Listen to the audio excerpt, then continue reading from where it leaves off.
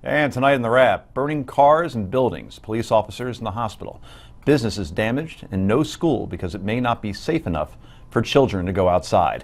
That's Baltimore, Maryland, tonight. We cover the protest in detail in just a few moments. Also, Supreme Court justices in Washington hearing arguments over the legalization of gay marriage. Will we see it legalized nationwide? We'll talk about it. Plus, Rand Paul says it was a mistake to overthrow Saddam Hussein. The Pope weighs in on global warming, and the Commander-in-Chief loves karaoke. We've got all of that tonight. Plus, yay or nay, potluck. This is the Daily Wrap, live from New York City.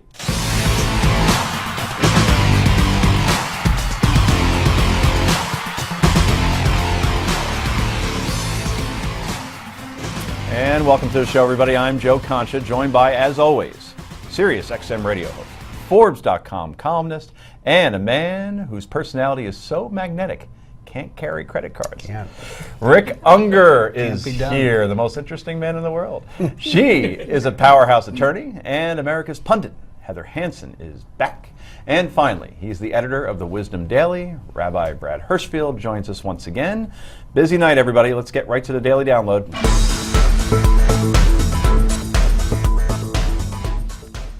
Well, in just a few hours, a mandatory week-long curfew goes into effect in the city of Baltimore. All residents will be required to be off the streets between 10 p.m. and 5 a.m. For the first time, the president publicly addressed the unrest today during a joint news conference with Japanese Prime Minister Abe. There's no excuse for the kind of violence that we saw yesterday. It is counterproductive. When individuals get crowbars and start prying open doors to loot, they're not protesting. They're not making a statement. They're stealing. Meanwhile, an additional 2,000 police officers and members of the National Guard have been deployed to maintain order. As many as 5,000 Maryland Guardsmen have been called up. That's the most since 1968. Governor Larry Hogan toured the damage left behind after a day of violence, looting, and destruction. We're going to bring whatever resources are necessary, whatever assets are necessary, as much manpower as necessary to let the citizens of Baltimore know that their neighborhoods are going to be safe, that they're not going to be in danger, and their property will be protected. We're not going to have another repeat of what happened last night. It's not going to happen tonight. It's not going to happen tonight. We'll see. Police say at least 20 police officers were hurt in the confrontations, 235 people arrested, including nearly 36 juveniles. More than a dozen structures and nearly 150 cars set on fire. The situation forced the Baltimore Orioles to suspend their game for the second night in a row at Camden Yards. It's located in the Inner Harbor. Tomorrow afternoon's game, get this, will go on as planned, but it's closed to the public. So it appears the Birds will have to play to an empty stadium. Just move the game to Washington, people. This isn't hard. Anyway, the governor says he declared a state of emergency as soon as Mayor Stephanie Rawlings Blake asked for help, which he says didn't come until 3 hours after the violence erupted. The mayor of Baltimore had the city of Baltimore police on the ground. Quite frankly, they were overwhelmed. All the rest of the boots on the ground came from us. Mayor Rawlings Blake has come under criticism, and a lot of it, for the police response. But today, she stood her ground. You know, there's always going to be armchair quarterbacks that have never sat in my seat, that see things differently. But this isn't the first emergency that I've had to deal with. And I know that you have to put in the work and manage the crisis on the ground, and that's what we're doing. Now remember, this all happened within just hours after 25-year-old Freddie Gray was laid to rest. He died after suffering a fatal spinal injury while in police custody earlier this month. Guys, yesterday Bernie Kerik was on the show saying there was a lack of leadership in Baltimore, Brad. Has that changed? It appears it has. I think it's changing. Some people are using the language of has the mayor redeemed herself. I think redemption's a very big term, and I don't think she's earned it. She's still defending things she did the other day. For me, the bottom line on this one is she was reactive when she needed to be proactive. That's the key in these situations, and it's especially clear that she was in a position to do it. She won in 2011 with an 87% majority. If anyone ever had a mandate to take this to the streets and say, I am with you, you know I'm with you, But this is not going to happen, not on my watch, not on any watch. Heather, who's to blame here ultimately? You can't answer that question. There are too many factors that come into play. I mean, the relationship between the mayor, Can the I police. rephrase before you? Okay. What official is most to blame here?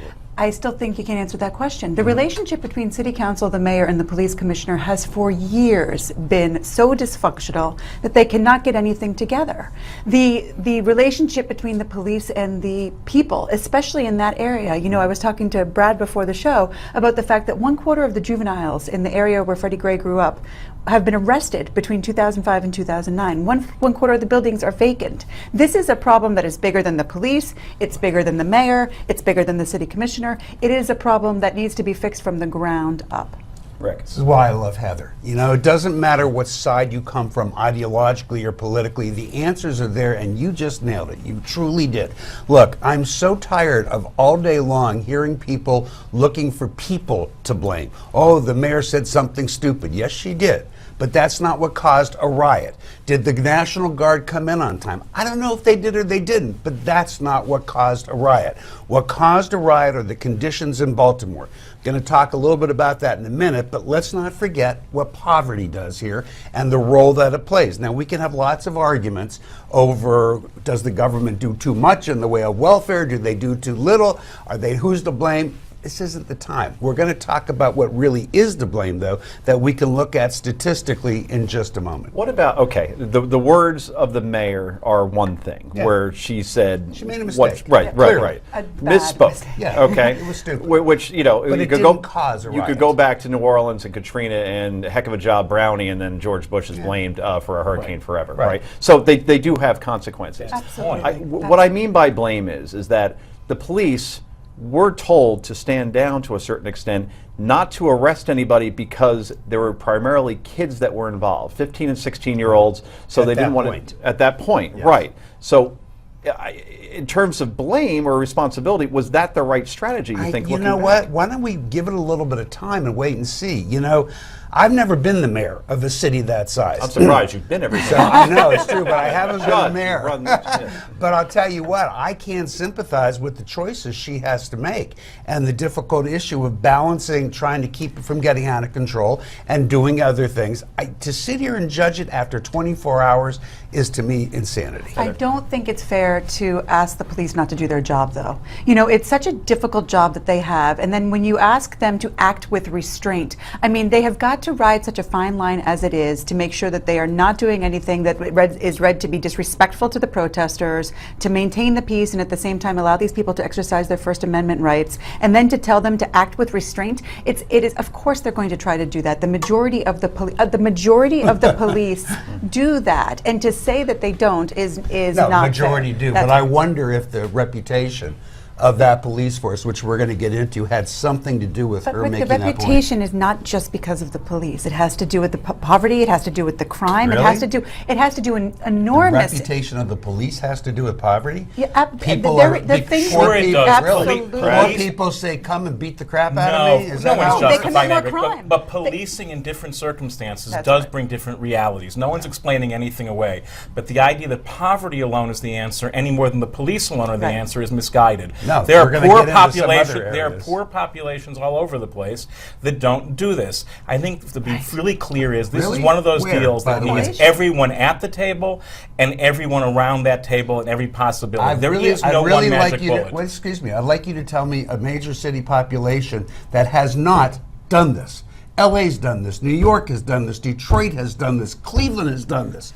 Now we have Baltimore has done this. Washington has done this. Right. What are you saying? There's been lots of What I'm places that haven't suggesting done is it. that it's not simply and Ferguson poverty has done that this. makes people do it in Well, those what situations. do you think it was? I think there's a whole range of issues, some of which I know you want to talk about. I think when people act against their own interest and burn their own homes down, it's not as simple as saying they don't have enough money to pay the bills. It's not. It's part of it, but it's not all of it. It can't be. 10 seconds, final word.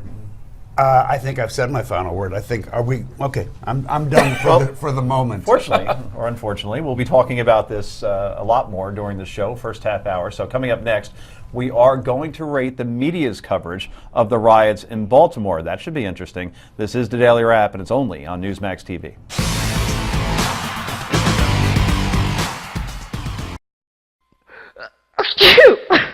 Are you suffering from sinus congestion and allergies? Get fast relief with new My Pure Mist, the world's first handheld steam inhaler providing superior comfort naturally and quickly. Steam is a natural decongestant used by millions and is so effective that leading medical institutions recommend it. My Pure Mist uses patented CFE technology, previously only available with FDA-cleared hospital ventilators. The uniquely fine CFE mist penetrates deep into your sinuses, throat, and lungs, providing superb relief from inflammation and congestion caused by allergies, sinus infections, the common cold, and flu. With My Pure Mist, you simply push the on button